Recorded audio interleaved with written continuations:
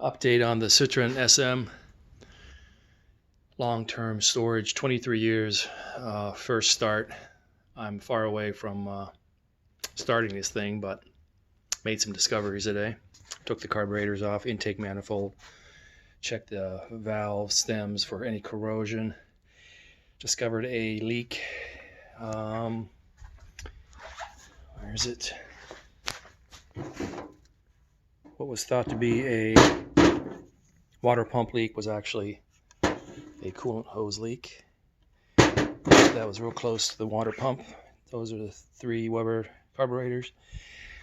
But what I wanted to show everybody is that the engine is indeed free and it rotates just fine.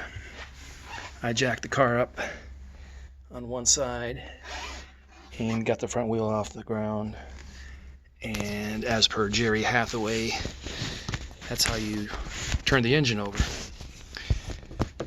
and make sure that you don't damage anything. So spinning the wheel, you can see the jack shaft and the distributor turning, so it's all good news. 23 years the car's been sitting and it's free. So anyways, quick update on that. Good news indeed. And right next to the SM, watch that cart, is the 68 DS. It runs just fine. It's there for good mojo. Anyways, more videos to come.